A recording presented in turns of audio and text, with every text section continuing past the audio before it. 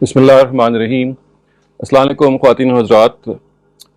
Quran for Ramzan की इस series के तीसरे सेशन में मैं आपको खुशामदीद कहता हूँ। आज हम कुरान मजीद के जिस हिस्से का मुताला करेंगे ये सूरह मोमिनून की इब्तदाई आयात हैं, टू बी प्रिसाइज आयत नंबर 1 से लेके आयत नंबर 11 तक। सूरह मोमिनून कुरान मजीद की तरतीब में 23 नंबर सूरा है, और इस लिहाज से ख़वातीन व हज़रात इस सूरा के जो इब्तदाई आयात की जो एक अहमियत है वो आपको इस तरह से महसूस होगी कि इसके अंदर जो अहले ईमान हैं, जो बिलीवर्स हैं, उनकी जो सिफ़ात हैं, उनकी जो क्वालिटीज़ हैं जो उनको अपने अंदर पैदा करनी चाहिए, उनको इसमें तफसील से बयान किया गया है। मैं इससे पहले कि इन 11 आयात के मुताले का आगाज़ करूँ, ये याद दहानी आपको मैं ज़रूर कराना चाहता हूँ कि कुरान मजीद का जो एक ख़ास ताल्लुक़ रमज़ान से है वो ये है कि हमें अल्लाह ताला ने कुरान मजीद का जो तोहफ़ा है वो रमज़ान ही में अता फ़रमाया। इसी वजह से रमज़ान के रोज़े फ़र्ज़ किए गए, और इसी वजह से ख़वातीन व हज़रात हम कुरान मजीद के हवाले से जितनी भी मकामात का मुताला करेंगे उसमें हम ये कोशिश करेंगे कि कुरान मजीद की जो वो पहलू है कि जिसमें वो हमारे अखलाक की, हमारे किरदार की और हमारी सीरत की तामीर करता है, हम उस पर ख़ास तौर से तवज्जो दें। तो मैं ये आपके सामने इन आयतों को पढ़ता हूँ और इनका साथ साथ तर्जुमा और मुख्तसर तशरीह करूँगा। सबसे पहले जो आयत जहाँ से शुरू होती है सूरह मोमिनून की जो पहली आयत है कि कद अफ़लहल मोमिनून अल्लज़ीना हुम फ़ी सलातिहिम ख़ाशिऊन, यानी कामयाब हो गए वो अहले ईमान जिन्होंने अपनी नमाज़ों में आजिज़ी इख्तियार की। ख़वातीन हज़रात, ये ज़ाहिर है कि कद अफ़लहल मोमिनून में जो एक ऐसा सीगा है कि जिसमें ऐसा लगता है कि जैसे एक मुस्तकबिल का इवेंट है जो माजी की शक्ल में बयान हो गया कि वो कामयाब हो गए। ये ऐसे ही है कि जब किसी चीज़ की कतईयत को बयान करना पेश नज़र हो, किसी चीज़ की सर्टेनिटी को बयान करना पेश नज़र हो, तो एक मुस्तकबिल के इवेंट को ऐसे बयान किया जाता है कुरान मजीद में जैसे इट हैज़ ऑलरेडी हैपेंड। तो गोया यहाँ पे एम्फेसिस के लिए होता है, कतईयत के लिए होता है। तो ये पहली बात जो अहले ईमान की यहाँ पे बयान की गई, जो उनका पहली सिफ्त बयान की गई, जो उनका जो पहली खूबी बयान की गई ख़वातीन व हज़रात,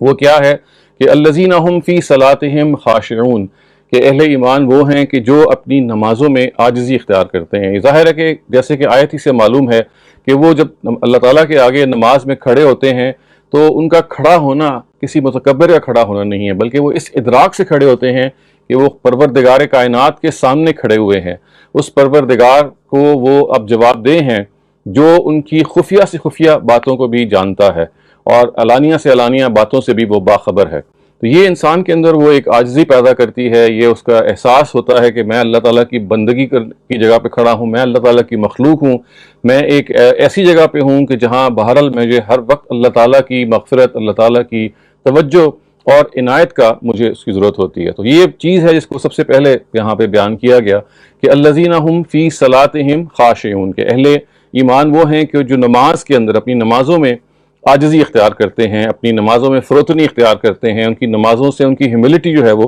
फूट रही होती है। इसका मतलब क्या है कि वो खुदा की जो बड़ाई है उसको एक्नॉलेज कर रहे होते हैं, उसकी बर्तरी के बारे में उनको एहसास होता है कि मैं मखलूक हूँ, वो खालिक है, वो परवरदिगार है, उसने मुझे पैदा किया और मुझे अपने इस बंदगी का जो ये एस्पेक्ट है ये कभी भी मेरे जहन से ओझल नहीं होना चाहिए।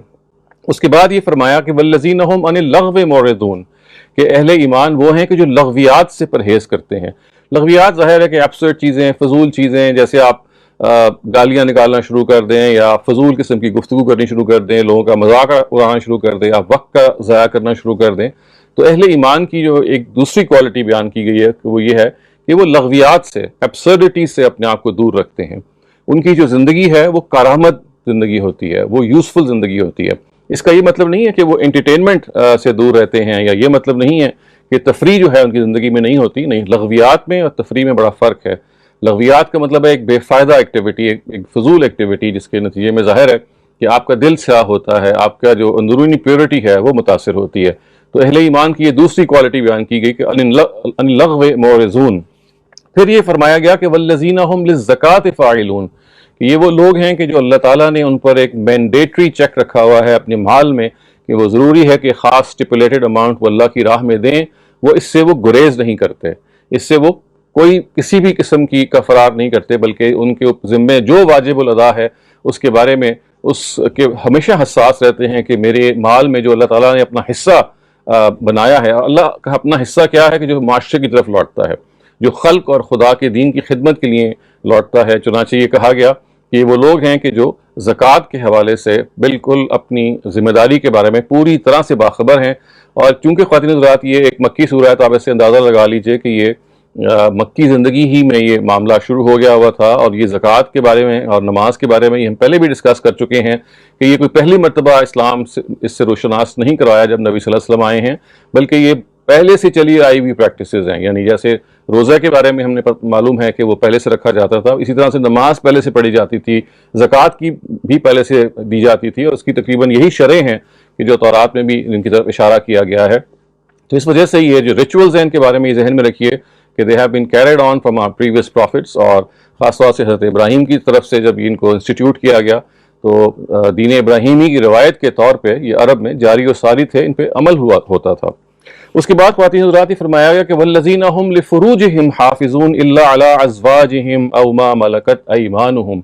کہ اہل ایمان وہ ہیں کہ جو اپنے شرمگاہوں کی حفاظت کرتے ہیں۔ شرمگاہوں کی حفاظت سے ظاہر ہے مراد یہاں پہ اس کی خود وضاحت قرآن مجید نے آگے کر دی کہ الا علی ازواجہم او ما ملکت ایمانہم فانہم غیر ملومین، کہ وہ اپنا جو جنسی تعلق ہے جب وہ کسی اور شخص سے استوار کرتے ہیں تو وہ لازماً ان کا اسپاؤز ہوتا ہے، یعنی ان کی بیویاں ہوتی ہیں۔ اس کے علاوہ وہ جنسی خواہش کسی اور سے نہیں مٹاتے۔ اور یہ بھی ان آیتوں میں بتا دیا گیا کہ چونکہ اس وقت جب یہ آیتیں نازل ہوئی ہیں تو جو انسٹیٹیوشن آف سلیوری تھا، لانڈی اور غلاموں کا جو انسٹیٹیوشن تھا، جس کو ظاہر ہے کہ اسلام نے آ کے ختم کیا، لیکن چونکہ اس وقت وہ موجود تھا اور اس کو ختم کرنے کی ایک تدریج سے ایک اسٹریٹجی بنائی گئی، تو جب تک کہ وہ اس کو روٹ آؤٹ نہیں کیا گیا تو یہ اس تعلق کو جائز رکھا گیا جو قدیم سے چلا آ رہا تھا۔ تو یہ کہا گیا کہ اہل ایمان جو ہیں وہ اپنے جنسی تعلق کو اپنی بیویوں اور اپنی لانڈیوں سے کے علاوہ کسی سے قائم نہیں کرتے۔ اور جیسے کہ میں نے عرض کیا کہ یہ جیسے ہی معاملہ ختم کیا گیا، بالکل آخر میں مکاتبت کا قانون نازل کر کے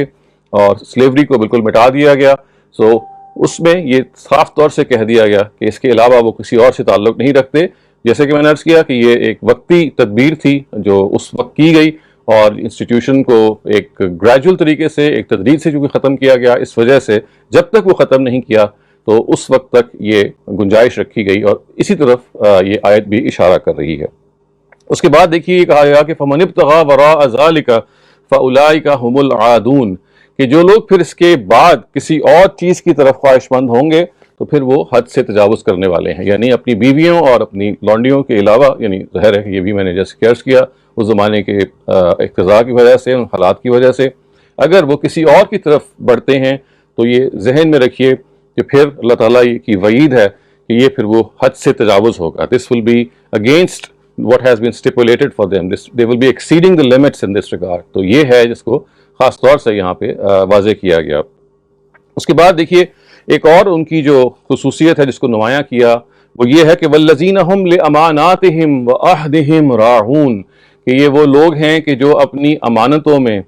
اور اپنے عہد میں اپنی جو پرومسز ہیں وہ ان کو فلفل کرتے ہیں، یعنی کبھی امانت میں خیانت نہیں کرتے، کبھی وعدہ خلافی نہیں کرتے۔ یہ بھی خواتین حضرات اہل ایمان کی صفت ہے، اور یہ اس ذہن سے ہمیں اس کو پڑھنا چاہیے کہ ہم جب بھی کسی کے ساتھ کوئی کمٹمنٹ کرتے ہیں، ہم جب بھی کسی سے اپنی زبان دیتے ہیں تو یہ اصل میں ہماری طرف سے اس شخص کو یہ ایک گارنٹی ہے، یہ ایک ہمارا ورڈ ہے جو ہم نے ان کو دیا ہے کہ اس کو ہم ہر حال میں پورا کریں گے۔ تو اپنی امانتوں کے بارے میں وہ حساس ہیں، وہ امانت میں کبھی خیانت نہیں کرتے، کبھی ڈس آنیسٹی نہیں کرتے۔ جو کچھ ان کو پاس رکھوایا گیا ہے whatever has been entrusted with them, it is safely and soundly returned to the person who had entrusted these things to them۔ اور دوسری طرف یہ ہے کہ جب بھی وہ کوئی بات اپنی زبان سے نکالتے ہیں تو پھر وہ مر مٹ جاتے ہیں اس کو پورا کرنے کے لیے۔ ایکسیپشنز ہو جاتی ہیں خواتین حضرات، اور اس کو اگر آپ انفارم کر دیں جس سے آپ نے پرومس کیا ہے تو ہو سکتا ہے کہ وہ ایک ایسی لیجٹیمیٹ ایکسکیوز ہو جس کی وجہ سے آپ کی کمٹمنٹ جو ہے اس کو سمجھ لیا جائے گا کسی وجہ سے اگر آپ اس کو آنر نہیں کر سکے، لیکن حتی الامکان آپ کو اپنی زبان کو آنر کرنا ہے، اور یہ اس طرح سے آپ کو آنر کرنا ہے کہ یہ آپ کی طرف سے ایک وہ رسپانسبلٹی ہے جو آپ نے اٹھائی ہے، دوسرے کو آپ نے کنوے کرنا ہے کہ اگر یہ غلطی ہو رہی ہے یا کسی وجہ سے کوئی کوتاہی ہو رہی ہے تو اس کی یہ وجہ ہے، یعنی آپ اپنے عذر کو کمیونیکیٹ ضرور کریں اگر آپ کسی وجہ سے کمٹمنٹ کو پورا نہ کر سکیں۔ لیکن اگر اس سلسلے میں جو صحیح رویہ ہمیں بتایا گیا ہے، اس سلسلے میں جو ہمیں صحیح طریقہ بتایا گیا ہے وہ یہ ہے کہ کمٹمنٹ کرتے ہوئے یہ دیکھیے کہ آپ اس کو آنر کر سکیں گے۔ دیکھیے ہم اپنے زندگی میں کتنے ہی معاملات ایسے ہیں، کتنی ہی کمٹمنٹس ایسے ہیں کہ جس وقت ہم وہ کر رہے ہوتے ہیں ہمیں اسی وقت پتہ چل جاتا ہے کہ شاید ہم ان کو پورا نہ کر سکیں، لیکن ہم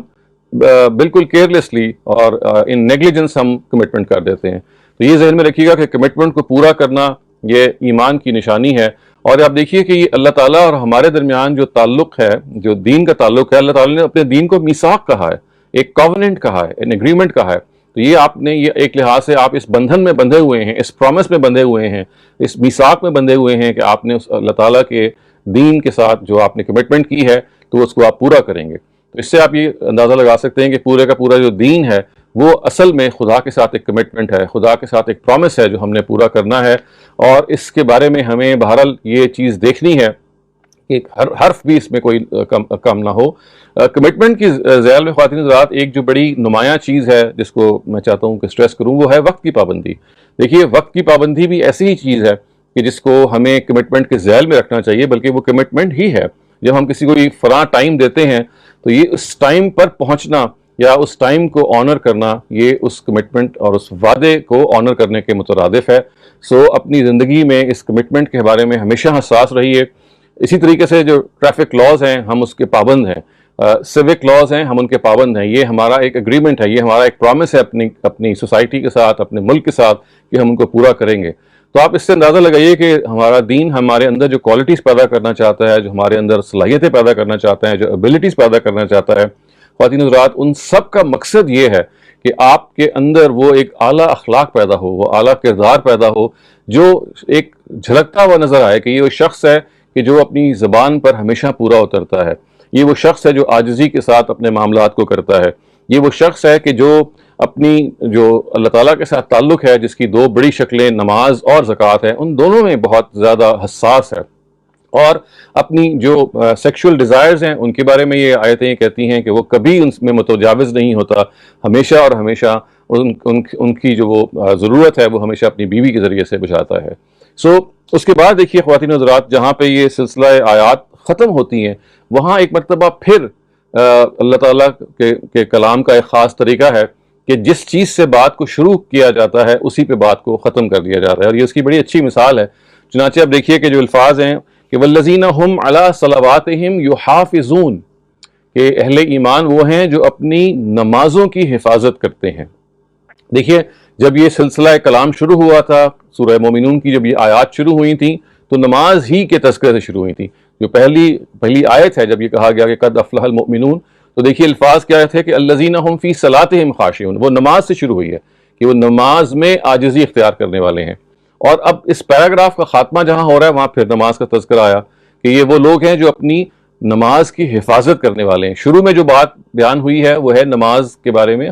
خشیت اختیار کرنا یا عاجزی اختیار کرنا، اور یہاں نماز کے بارے میں ایک دوسری جو پابندی بتائی گئی ہے، ایک دوسری جو وصف بتایا گیا ہے اہل ایمان کا، وہ یہ ہے کہ اپنی نماز کی حفاظت کرتے ہیں۔ اور اس سے آبویسلی خواتین حضرات کی مطلب ہے کہ وہ وقت کی پابندی کا بڑا خیال رکھتے ہیں، نماز میں کبھی ڈیلے نہیں کرتے، نماز کے بارے میں کبھی کسل بندی سے کام نہیں لیتے، کبھی لیزینس کا شکار نہیں ہوتے، کبھی پروکریسٹینیٹ نہیں کرتے، اور ان کی یہ خواہش ہوتی ہے کہ جیسے ہی نماز کا وقت ہو تو نماز کے وقت کے اندر اندر وہ اپنی نماز کو ادا کریں۔ یہ ایک بڑا بہکاوا ہوتا ہے جس میں ہم آ جاتے ہیں کہ جب نماز کا وقت شروع ہو جاتا ہے تو ہم بعض دفعہ ڈیلے کرنا شروع کرتے ہیں، اور ہوتے ہوتے پھر بعض دفعہ نماز کا وقت نکل جاتا ہے۔ تو اہل ایمان کی یہ صفت بتائی گئی ہے، اور دیکھیے یہ اسی صفت سے پھوٹ رہی ہے کہ وہ وقت کی وہ جو انہوں نے عہد کیا ہوا ہے اس عہد کو وہ پورا کرتے ہیں۔ تو نماز کو آپ نے وقت پر پڑھنے کا عہد کیا ہوا ہے۔ تو دیکھیے قرآن مجید نے ایک اور جگہ ارشاد فرمایا ہے کہ ان الصلاۃ کانت علی المؤمنین کتابا موقوتا، کہ نماز جو ہے وہ پابندی اوقات کے لحاظ سے اہل ایمان پر فرض کر دی گئی ہے۔ اس وجہ سے وقت کی پابندی کے ساتھ ساتھ نماز کے اوقات کی پابندی، نماز کے اندر جو ایک کیفیت ہے کہ ہم نماز کی رکعتوں کی بھی حفاظت کریں، نماز کے اندر اپنی جو نماز کی کیفیت ہے اس کی بھی حفاظت کریں۔ اس کا مطلب یہ ہے کہ اپنی توجہ کو ہم بھٹکنے نہ دیں۔ اس کا مطلب یہ ہے کہ ہماری جو جتنی بھی نماز کے اندر کنسنٹریشن ہے وہ نماز میں بھٹکنے نہ پائے۔ اور آبویسلی خواتین حضرات اس کا ایک بہت بڑا طریقہ یہ ہے کہ ہمیں نماز کا مطلب آنا چاہیے، ہم نماز سمجھ کے پڑھیں۔ نماز کے اندر جو ایک توجہ ہے وہ ہماری برقرار اسی وقت رہ سکتی ہے کہ اگر ہمیں یہ معلوم ہو کہ ہم خداوند تعالیٰ سے ہم کلام ہیں۔ تو اپنے آپ کو نماز شروع کرنے سے پہلے متوجہ کیجئے، اپنے ذہن کو مجتمع کیجئے کہ ہم پروردگار کائنات کے حضور میں اب کھڑے ہو گئے ہیں، اور ہمیں اب اپنی بات کو ان سے کرنا ہے اور ان کی بات کو سننا ہے. اور یہ پھر وہ کیفیت ہوتی ہے جس میں آپ کو ایسا لگتا ہے کہ جیسے آپ اللہ تعالیٰ کے سامنے اور بالکل اس کی حضور میں نماز پڑھ رہے ہیں. تو حضوری کی نماز ہے جس کی ہم سب کو توقع کرنی چاہیے, سب کو خواہش کرنی چاہیے کہ ہماری نمازوں میں ہمارا دل اتنا لگے کہ ہمارا دل چاہے کہ ہم نماز کو بار بار پڑھیں. اس میں خواتین حضرات یہ بھی ذہن میں رکھیے گا کہ آپ کو جب اپنے بچوں کو نماز سکھانی ہو تو ہمیشہ اس کو سہل طریقے سے ان کی نماز کی طرف ان کی رغبت کیجیے, ان کو رغبت دلائیے. چنانچہ آپ دیکھیے کہ جب اس کا موقع آئے تو آپ ان کو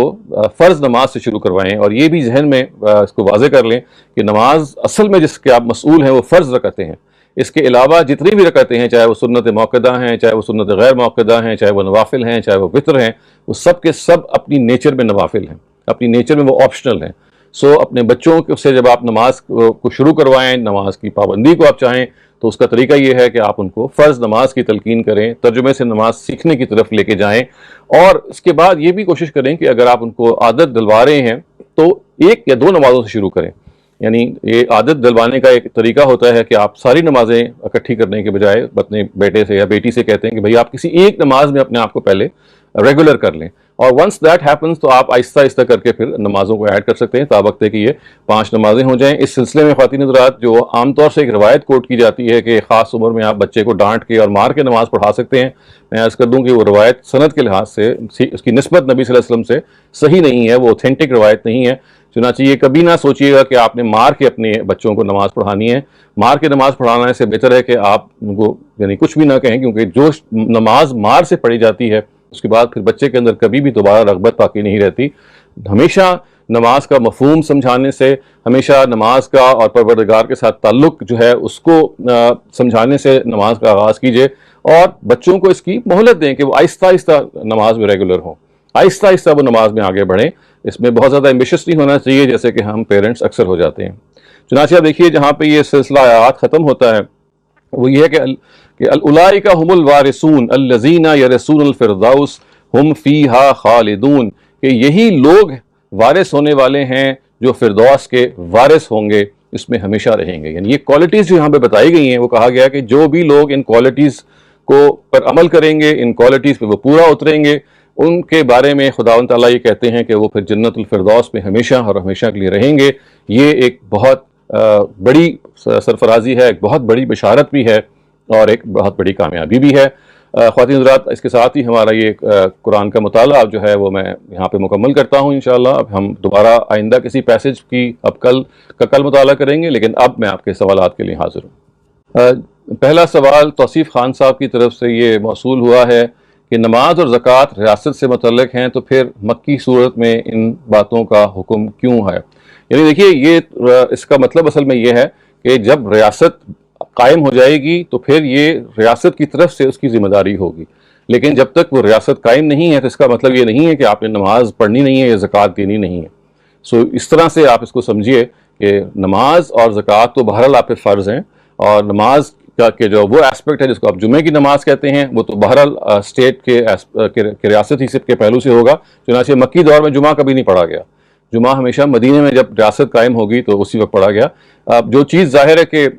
مکی دور میں پاسبل نہیں تھی, وہ اسٹیٹ کی ایبسنس میں پاسبل نہیں ہو سکتی تھی کہ ریاست جو ہے وہ زکوٰۃ کلیکٹ کرتی. تو زکوٰۃ کو پھر سوسائٹی کا چونکہ وہ حق ہے, وہ عبادت ہے, تو وہ زکوٰۃ پھر معاشرے کو خود دے دی گئی. سو یہ تصریح اس کے اندر اس کو آپ شامل کر لیں کہ جب اسٹیٹ قائم ہوگا تو جمعے کی نماز جو ہے وہ اسٹیٹ سے متعلق ہو جائے گی, اور ریاست میں کی کلیکشن جو ہے زکوٰۃ کی اس سے متعلق ہو جائے گی. In the absence of the act جمعہ نہیں پڑھا جائے گا اگر آپ ریاست نہیں ہے آپ کی, اور زکوٰۃ پھر آپ پرسنلی یا پرائیویٹلی سوسائٹی کو دے سکتے ہیں. دوسرا سوال ان کا یہ ہے قاسم صاحب کا کہ can state force us to offer نماز ڈنڈے مار کر؟ دیکھیں ڈنڈے مار کر وہ آپ کو نماز تو نہیں پڑھا سکتی, البتہ اگر آپ نماز کے بارے میں یہ رویہ اختیار کریں کہ آپ سرکش ہو جائیں اور آپ یہ کہیں کہ میں نماز نہیں پڑھوں گا, تو وہ پھر مسلمانوں کے جو حقوق ہیں, جو حقوق ایک مسلمان کو ملتے ہیں کسی ریاست میں, ان سے آپ کو محروم کر سکتی ہے. آپ کے وہ رائٹس نہیں ہوں گے پھر, کیونکہ جو مسلمانوں کے رائٹس ہیں وہ تبھی ان کو دیے جاتے ہیں کہ جب وہ نماز اور زکوٰۃ کے بارے میں یہ رویہ اختیار کرتے ہیں کہ وہ ان دونوں کو پڑھنے اور ادا کرنے کے بارے میں ان کی یہ رائے ہے کہ یہاں یہ ہم پہ فرض ہے. لیکن اگر آپ یہ نہیں کرتے تو آپ کو پھر ریاست کی سطح پہ جو مسلمانوں کو حقوق حاصل ہیں ان حقوق سے پھر آپ کو محروم کر دیا جائے گا۔ ایک سوال ہے ارلنگ روز، کیا خواتین کو دوران حیض روزے رکھنے چاہیے؟ فیس بک کے ایک مشہور عالم کہتے ہیں کہ قرآن میں حائضہ عورت کے روزے رکھنے کی ممانعت نہیں ہے، خواتین کو اس دوران روزے رکھنے چاہیے۔ دیکھیے یہ ذہن میں رکھیے گا کہ ہمیں جو مذہب کی جو انسٹرکشنز پہنچی ہیں، جو مذہب کا جو سورس ہے وہ قرآن اور سنت دونوں ہیں، یعنی نبی صلی اللہ علیہ وسلم کی سے ہمیں جو دین ملا ہے وہ دو سورسز سے ملا، ایک قرآن اور ایک سنت۔ سنت وہ نہیں ہے جو اس کو ہم حدیث سمجھتے ہیں، حدیث ایک انٹائرلی مختلف چیز ہے۔ سنت کا مطلب یہ ہے کہ دین ابراہیمی کی وہ جو پریکٹس ہے جس کو نبی صلی اللہ علیہ وسلم نے دین کے طور پہ پھر جاری کیا اور وہ ہم تک صحابہ کے اجماع اور ان کے تواتر سے پہنچی، یہ اس کو ہم سنت کہتے ہیں۔ اور اس کی روح سے تین چیزیں ایسی ہیں جو خاتون جو ایام سے ہیں وہ نہیں کر سکتی۔ ایک، اس کو روزہ رکھنے کے بارے میں یہ ممانعت ہے کہ وہ روزہ نہیں رکھے گی، البتہ وہ روزوں کی پھر قضا ضرور کرے گی۔ دوسری، نماز وہ نہیں پڑھیں گی، لیکن نمازوں کی قضا ان پہ لازم نہیں ہے، ظاہر ہے، کیونکہ یہ ایک بہت بڑی ذمت ہو سکتی تھی۔ اور تیسری چیز جو اس کے لیے ضروری ہے کہ وہ نہ کرے وہ ہے طواف۔ تو تین چیزیں ہیں جو ایام کے دوران سنت سے ہمیں یہ ثابت ہے کہ خاتون نہیں کرے گی ایام کے دوران میں، ایک سب سے پہلے نماز، پھر روزہ اور تیسرا طواف۔ حمیرہ حمید صاحبہ پوچھتی ہیں کہ a person can take shower during اعتکاف۔ جی بالکل، ایسی اعتکاف کا مطلب یہ نہیں ہے کہ آپ نے بالکل میلے کچیلے ہو کے رہنا ہے۔ آپ یعنی بے ضرورت تو ظاہر ہے انسان کو نہیں نہانا چاہیے، کیونکہ بعض دفعہ گرمیوں میں انسان اپنا وقت ہی نہانے میں گزار دیتا ہے، بعض دفعہ ایسا تو نہیں ہو، لیکن اگر آپ نے اپنے آپ کو فریش رکھنا ہے، آپ اعتکاف میں بیٹھے ہوئے ہیں، آپ کے اندر ایک شگفتگی اور ایک نفاست کا احساس ہونا چاہیے، تو بالکل آپ اعتکاف کے دوران نماز کے دوران آپ you can have a bath as well. ایک سوال ہے توصیف خان صاحب کی طرف سے کہ کامنٹس کرتے ہوئے ہم بالکل خیال نہیں رکھتے، آپ نے کہا کہ دین کے خدا کے ساتھ کمٹمنٹ ہے، لیکن حضرت انسان نے یہ کمٹمنٹ کہاں کہا؟ اگر یوم السبت کی بات کرتے ہیں تو یہ حضرت انسان پر واضح نہیں؟ دیکھیے یہ تو ہمیں خود اس کے بارے میں متنبہ ہونا چاہیے کہ یہ ایک کمٹمنٹ ہے، جب قرآن مجید اس کو میثاق کہا ہے، میثاق کا مطلب ہی ایک اگریمنٹ ہے، یہ خدا کی طرف سے پابندی ہے۔ قرآن نے یہ کہا کہ وَإِذْ أَخَذْنَا مِيثَاقَ النَّبِيِّينَ، جب ہم نے نبیوں سے میثاق لیا، یا دین کے بارے میں یہ کہا گیا کہ اوفوا بالعقود، کہ تم جو اس عہد کی آپ کو پاسداری کرنی ہے، یا ایھا الذین آمنوا اوفوا بالعقود کے الفاظ کہے گئے۔ تو یہ تو اب ہمارا کام ہے کہ اس کو ہم عہد کے طور پہ سمجھیں اور اس کو ایک کمٹمنٹ اور اگریمنٹ کے طور پہ سمجھیں۔ ایک سوال اور یہ ہے کہ نماز ود جماعت از اٹ کمپلسری اور آپشنل، ریفرنگ ٹو حدیث نبی صلی اللہ علیہ وسلم کہ جو لوگ نماز کے لیے مسجد نہیں جاتے، اگر ان کے بارے میں، جی یہ جو نماز کے بارے میں آپ نے روایت کوٹ کی ہے جس میں نبی صلی اللہ علیہ وسلم نے بہت سختی بتائی، اس سے بعض لوگوں نے یہ نتیجہ نکالا ہے اور یہ آپ کے لیے یہ انفیرنس کی ہے کہ شاید نبی صلی اللہ علیہ وسلم نے ایک طرف بہت سختی کی ہے اور نماز لازماً ہمیں مسجد میں پڑھنی چاہیے۔ تو دیکھیے اگر آپ روایات کو جمع کریں تو جو صورتحال سامنے آتی ہے وہ یہ ہے کہ ایک طرف آپ کو بعض روایات یہ کہتی ہیں کہ اگر آپ مسجد میں نماز پڑھیں گے تو وہ افضل ہے، آپ کو 27 گنا، بعض روایتیں کچھ اور یعنی گناہ کی طرف، یعنی ملٹیپل ٹائمز کی طرف کہتی ہیں کہ اتنے گناہ یعنی اتنے ٹائمز آپ کو ثواب ملے گا، لیکن یہ نہیں کہتی کہ کوئی آپ کو اگر آپ نہیں پڑھیں گے تو گناہ ہوگا۔ ہاں، اور یہ روایات واقعی وہ ہیں جس کے بارے میں یہ کہتے ہیں کہ نبی صلی اللہ علیہ وسلم نے بہت سختی کی، یہاں تک یہ کہا کہ جو لوگ نماز کے لیے نہیں آتے اگر ان کو موقع ملے تو نبی صلی اللہ علیہ وسلم فرماتے ہیں کہ میں ان کا گھر بھی جلا دوں۔ تو دیکھیے یہ ان روایات کی جو تطبیق ہے، ان کی جو تفہیم ہے، آپ قرآن مجید سے بالکل سمجھ میں آ جاتی ہے۔ جہاں تک باجماعت نماز کا تعلق ہے، اس کے بارے میں مسلک وہی ٹھیک ہے جو نبی صلی اللہ علیہ وسلم نے بیان کیا ہے کہ یہ ایک اچھی چیز ہے، یہ ایک ریکمینڈڈ چیز ہے، اگر آپ کر سکتے ہیں تو اس کا بہت اجر ہے، لیکن یہ فرض نہیں ہے۔ البتہ یہ ضرور ہے کہ نبی صلی اللہ علیہ وسلم کے اپنے زمانے میں جب وہ زندہ تھے تو ایک موقع یہ تھا کہ نماز جو تھی وہ حق و باطل کے درمیان امتیاز کا باعث بن گئی تھی، اور کافروں اور مسلمانوں کے درمیان اس کو ڈسٹنکٹ بنا دیا گیا تھا کہ جو اس سے ایڈھیر کرے گا وہ اپنے مسلمان ہونے کا ثبوت دے گا، اور اس کے ذریعے سے جو سوسائٹی میں تطہیر ہونی تھی، تطہیر ایک خاص ورڈ ہے قرآن مجید کا جس کا مطلب یہ ہے کہ سوسائٹی کے اندر پولرائزیشن ہونی تھی، آئسولیشن ہونی تھی کہ اہل ایمان ایک طرف ہو جائیں اور اہل کفر ایک طرف ہو جائیں۔ تو یہ نماز اس کا سائن بن گئی تھی کہ اگر آپ نماز باجماعت پڑھنے جب اذان ہو اور نبی صلی اللہ علیہ وسلم موجود ہیں وہاں پہ تو آپ مسجد میں آئیں، یہ بتانے کے لیے کہ آپ اہل ایمان کی صف میں شامل ہیں. تو یہ تطہیر کی علامت بن گئی تھی. تو یہ نبی صلی اللہ علیہ وسلم کے اپنے زمانے میں تطہیر کے قواعد کے لحاظ سے وہ روایت بیان کی گئی ہے. اور اسی وجہ سے بعض لوگوں سے نے جب یہ پوچھا جی کہ وہ ان کے پاس عذر ہے کہ وہ نہیں آ سکتے، تو آپ نے یہ کہا کہ اگر آپ کو اذان کی آواز آتی ہے تو آپ کو آنا ہے. تو یہ ان افراد کے لیے خواتین و حضرات جس کے بارے میں نے جیسے عرض کیا کہ جو نبی صلی اللہ علیہ وسلم کے اپنے زمانے میں جن کے لیے یہ ضروری ہو گیا تھا کہ وہ اپنے ایمان کے اظہار کے لیے اور اپنے ایمان کی شہادت اور ٹیسٹیمنی کے لیے وہ مسجد میں نماز پڑھنے آئیں اور اپنا شمار پھر اہل ایمان کے ساتھ کر لیں. یہ اس کا عام حالات سے کوئی تعلق نہیں ہے. اس وجہ سے عام حالات میں قاعدہ وہی رہے گا کہ با جماعت نماز جو ہے وہ it has a lot of reward but it's not mandatory. ایک سوال یہ ہے کہ we are usually told to recite اذکار in a specific number of times. Is there any significance on the specific number? Would it have any impact if something is read say 3 times or 70 times? Just curious on where to focus on where did the focus on quantity initially emerge. دیکھیے بعض اذکار کے بارے میں نبی صلی اللہ علیہ وسلم سے جیسے دیکھیے نا جو تسبیح فاطمہ ہے جس میں ہم سبحان اللہ 33 دفعہ پڑھتے ہیں، الحمدللہ 33 دفعہ پڑھتے ہیں، 34 مرتبہ اللہ اکبر پڑھتے ہیں، یہ نبی صلی اللہ علیہ وسلم سے ثابت ہے. لیکن اس کے علاوہ اکثر تسبیحات، بہت ساری تسبیحات ہمارے ہاں جو چل پڑی ہیں ان کی تعداد جو ہے وہ مین میڈ ہے، اس کی طرف سے ہمیں کوئی سینکشن نہیں ملتی. اور جہاں تک نبی صلی اللہ علیہ وسلم کی طرف سے سینکشن کا تعلق ہے تو یہ بالکل اس کا آپ انسانی نفسیات سے اس کو جوڑ کے سمجھ سکتے ہیں کہ یہ آپ کی توجہ کو برقرار رکھنے کے لیے، آپ کی کنسنٹریشن کو دیکھیے you are repeating the same thing again and again. So in order to make yourself more focused تو یہ کہا گیا کہ آپ فلاں تعداد میں فلاں چیز کو پڑھ لیں. لیکن ادر دین دیٹ یہ کوئی واجب نہیں ہے کہ آپ لازماً اسی تعداد میں پڑھ لیں، یہ واجب نہیں ہے کہ آپ فلاں تعداد سے کم نہیں کر سکتے. ذکر اور اذکار ہیں یہ اگر آپ اس کی حقیقت دیکھیں نا تو یہ آپ کا دل کا خدا کے ساتھ جڑنے کا نام ہے. تو جب دل انسان کا جڑتا ہے خدا سے تو اس کے اندر سے جو کچھ بھی نمایاں ہوتا ہے وہ ایک نیچرل ہوتا ہے. وہ خدا کو پکارتا ہے تو اس کے اندر کوانٹٹی یا جو ہے اس کی کوئی حیثیت نہیں ہوتی، اصل چیز کوالٹی کی ہوتی ہے. آپ کے دل سے جو آواز نکلتی ہے، آپ جس طرح سے خدا کو پکارتے ہیں تو آپ چاہتے ہیں کہ آپ خدا کے ساتھ جڑیں، خدا کے ساتھ آپ کے ایک جیسے ایک ہوتا ہے نا ایک امپلسو تعلق، یعنی آپ اضطرار بے اختیار جسے کہتے ہیں نا، تو یہ بے اختیار تعلق کا نام ہے. یہ کوئی میتھمیٹیکل یا میکینیکل چیز نہیں ہے. اس وجہ سے اس میں اصل حقیقت یہ ہے کہ کوالٹی کو مینٹین رکھیں اور زبان کے اندر بھی آپ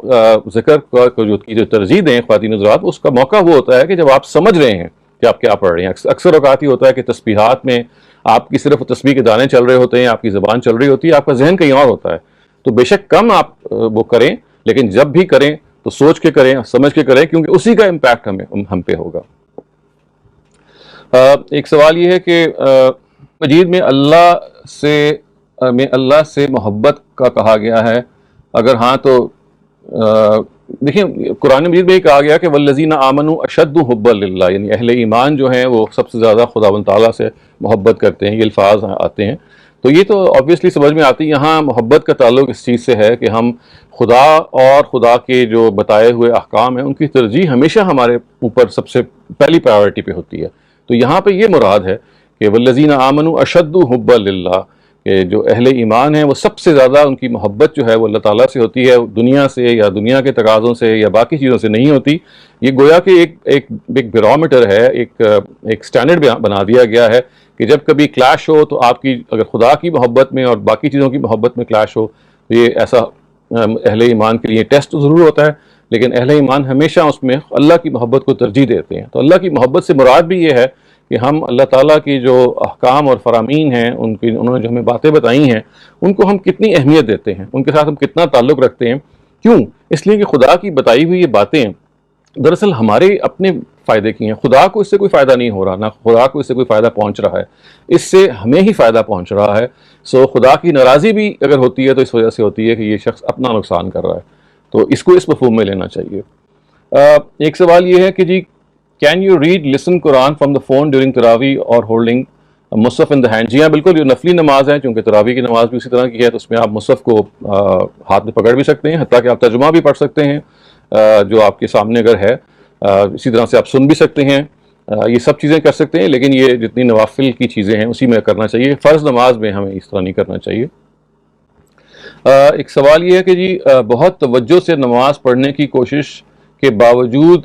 ایسا ہوتا ہے کہ یوننگ اور سستی اور رکعت بھولنے کی وجہ سے پریشانی ہوتی ہے. جی ہاں بالکل ایسا ہر انسان سے ہوتا ہے، کیونکہ دیکھیے یہ ایک کانسٹنٹ ایفرٹ ہے، کیونکہ نماز آپ نے ایک آدھ دفعہ تو نہیں پڑھنی ہوتی، یعنی ایک کانسٹنٹ، یہ پورے زندگی کا ایک تجربہ ہے. روزانہ آپ پڑھتے ہیں، پھر نمازوں میں ظاہر ہے آپ کوشش کرتے ہیں کہ اللہ تعالیٰ کو سے تعلق کو اور مضبوط کرنے کے لیے آپ نفل نمازیں پڑھیں، آپ اور اپنی طرف سے ہدیہ پیش کریں نمازوں کا. تو دس از بٹ نیچرل، یہ انسانوں سے ایسا ہو جاتا ہے کہ بھول کا وہ شکار ہو جاتے ہیں. تو لیکن اس کا حل بھی یہی ہے کہ اپنے آپ کو زیادہ سے زیادہ ہم متوجہ کریں، اور جب آپ بھول جائیں یعنی نماز کے اندر، تو آپ جہاں آپ کو یاد آ جائے آپ شروع وہیں سے کریں کہ جب آپ کا ذہن پہلے حاضر تھا. مثلا اگر آپ نے قرآن پڑھنے تک پہنچ گئے ہیں، سورہ فاتحہ آپ نے پڑھ لی ہے لیکن آپ کو ذہناً یاد نہیں تھا کہ آپ نے پڑھی ہے، تو دوبارہ پڑھ لیجیے اور سوچ کے پڑھیے اور توجہ سے پڑھیے، تاکہ اب جب آپ پڑھیں گے تو آپ کو معلوم ہوگا کہ اب میں نے واقعی سوچ کے پڑھی ہے. اس سلسلے میں خواتین حضرات یہ بھی چاہتا ہوں کہ آپ یہ ذہن میں رکھیے کہ نماز کی کچھ کمپلسری اذکار ہیں جو آپ کو لازماً عربی زبان میں کرنے ہیں، لازماً. لیکن اس کے علاوہ جو جگہیں ہیں جو نماز ہی میں رکھ دی گئی ہیں، وہ بعض ایسی جگہ بھی ہیں کہ جو آپ اپنی زبان میں پڑھ سکتے ہیں، چاہے آپ اردو میں، انگریزی میں، فارسی میں، جس زبان میں بھی آپ چاہیں وہ اذکار آپ پڑھ سکتے ہیں. کیونکہ جو لازمی اذکار ہیں وہ 5 ہیں. آپ اللہ اکبر جب کر کے آپ نماز شروع کرتے ہیں تو اس کو آپ نے عربی میں کہنا ہے. سورہ فاتحہ کو آپ نے عربی میں پڑھنا ہے. سورہ فاتحہ کے بعد جب قرآن کا آپ نے کچھ حصہ پڑھنا ہے وہ بھی عربی میں ہوگا. اس کے بعد سمیع اللہ لمن حمدہ، یہ بھی عربی میں کہا جائے گا. یہ 4 چیزیں ہوگی، اور 5ویں چیز ہے السلام علیکم ورحمۃ اللہ جب آپ نماز ختم کرتے ہیں. ان کا عربی زبان میں ہونا ضروری ہے. ان کے علاوہ نماز میں جتنے بھی اور گوشے ہیں ان سب کو آپ اپنی زبان میں پڑھ سکتے ہیں، چنانچہ رکوع میں، سجود میں، نماز شروع جب آپ کرتے ہیں جہاں پہ آپ سبحانک اللہم پڑھتے ہیں اس وقت، یا سجدوں کے درمیان جب آپ بیٹھتے ہیں اس وقت، یا جیسے میں نے کہا کہ آپ جب اتحیات پہ بیٹھتے ہیں اس وقت بھی، اور رکوع و سجود میں بھی، ان سب میں آپ وہ اذکار بھی پڑھ سکتے ہیں جو عربی میں تجویز کیے گئے ہیں، اور اپنی زبان میں بھی آپ نماز پڑھ سکتے ہیں. تو اگر آپ آپ کو یہ چیز معلوم ہو جائے تو اس کو آپ یہ فائدہ اسے اٹھا سکتے ہیں کہ پھر آپ کی نماز میں توجہ بھی رہے گی. Because a lot of things that make us focused are things which we say in our own language. تو اگر آپ کو یہ پتہ چل جائے کہ نماز کے بارے میں خود اللہ تعالیٰ کی طرف سے جو ہمیں تفصیل بتائی گئی ہے وہ یہ ہے کہ کچھ چیزیں عربی میں کہنی ضروری ہیں اور باقی چیزوں میں ہم آزاد ہیں، تو آپ یہ دیکھیں گے کہ آپ کے اندر جو نماز کی طرف رغبت بھی اور توجہ بھی پہلے سے بہت زیادہ ہو گئی ہے. اسما ہمایوں پوچھتی ہیں کہ if we can't keep exact track of our قضا prayers, how should it be managed؟ دیکھیے یہ بات تو صحیح ہے کہ آپ نے اگر زندگی میں ایک خاص موقع پہ آپ کو یاد آیا اور اس سے پہلے آپ نے نماز نہیں پڑھی تو ایک مشکل طریقہ ہوتا ہے یاد رکھنے کا. لیکن اس میں وہی ہے کہ آپ جو نوافل پڑھ رہے ہیں ان کے بارے میں آپ ذہن میں یہ نیت کر لیں کہ بھئی یہ میری وہ فرض نمازیں ہیں کہ جو چھوٹ گئی ہیں. اور دوسرا، اگر آپ کی نمازوں کی تعداد ہی بہت زیادہ ہے جو چھوٹی ہوئی ہیں تو آپ اللہ تعالیٰ سے توبہ استغفار بھی کریں، کیونکہ نماز کی قضا کے بارے میں یہ ذہن میں رکھیے گا کہ ہمیں نبی صلی اللہ علیہ وسلم کی طرف سے کوئی ایکسپلیسٹ بات نہیں ملتی کہ اگر جو نمازیں چلی گئی ہیں تو ہم نے کیسے پورا کرنا ہے. تو اس وجہ سے ہمارے ہاں فقہا کے مختلف گروہ بن گئے ہیں. کچھ لوگ کہتے ہیں کہ آپ ایک نماز جو آپ کی رہ گئی ہے اس کا حساب کریں، ان کو پڑھیں. کچھ لوگ یہ کہتے ہیں کہ نہیں، محض اگر آپ، یعنی لوگ سے عام مراد اسکالرز ہیں، وہ یہ کہتے ہیں کہ نہیں، اگر آپ توبہ کر لیں تو یہ کافی ہے. اور کچھ لوگ یہ کہتے ہیں کہ جو اپنی نفل نمازیں آپ پڑھ رہے ہیں ان میں آپ یہ نیت کر لیں کہ یہ میری وہ فرض قضا نمازیں ہیں. تو ان میں سے کوئی بھی طریقہ آپ اختیار کر سکتے ہیں depending upon your own situation and circumstances. Irshad sahab کہتے ہیں کہ واٹ اباؤٹ ربنا لک الحمد؟ جی وہ بھی، یعنی آپ کو اگر آپ کسی اور زبان میں ادا کر سکتے ہیں تو وہ کوئی حرج نہیں ہے. سمیع اللہ لمن حمدہ کا عربی میں کہنا ضروری ہے. اس کا یہ مطلب نہیں کہ آپ عربی میں نہیں کہہ سکتے، آپ کہہ سکتے ہیں لیکن کہنا ضروری نہیں ہے. تو یہ میں ایک مرتبہ پھر دہرا رہا ہوں کہ 5 چیزیں ہیں جو لازم ہیں عربی میں کہنا. اللہ اکبر، جس سے آپ نماز کا آغاز کرتے ہیں، صرف جو آغاز کرنے والا اللہ اکبر ہے. دوسرا الحمدللہ رب العالمین جو سورہ فاتحہ ہے. تیسرا جو ہم قرآن پڑھتے ہیں سورہ فاتحہ کے بعد قرآن کا کچھ حصہ. چوتھا جب آپ سمیع اللہ لمن حمدہ کہتے ہیں. اور 5واں السلام علیکم ورحمۃ اللہ، اس پہ آپ نماز ختم کرتے ہیں. یہ نماز کے لازم اذکار ہیں، یہ آپ کو ہر حال میں عربی زبان ہی میں کہنے ہیں. اس کے علاوہ بہرحال وہ نماز کے اذکار کے آپ پابند نہیں ہیں. آج کی اس نشست کا آخری سوال ہے جی کہ کین وی سے دعا ڈیورنگ رکوع اینڈ سجدہ مینز دعا فار لائف؟ جی بالکل، آپ دعا رکوع اور سجود میں کر سکتے ہیں. بالکل یہی میں نے عرض کیا کہ رکوع اور سجود میں اپنی زبان میں آپ کوئی بھی اور دعا کر سکتے ہیں. سبحان ربی العظیم یا سبحان ربی الاعلیٰ ایک چیز ہے یا ایک تسبیح ہے جو ہمیں سکھائی گئی ہے. یہ صرف it's not the only thing that can be said. اس میں آپ بہت ساری اور ویرائٹی پیدا کر سکتے ہیں. خواتین حضرات، ہمارے اس پروگرام کا اب وقت ختم ہوتا ہے. انشاءاللہ کل دوبارہ حاضر ہوں گے ایک قرآن مجید کے نئے مقام کے ساتھ اور آپ کے سوالات کے ساتھ. کل تک کے لیے اجازت دیجیے۔ اقول قولی ھذا واستغفر اللہ لی ولکم ولسائر المسلمین والمسلمات۔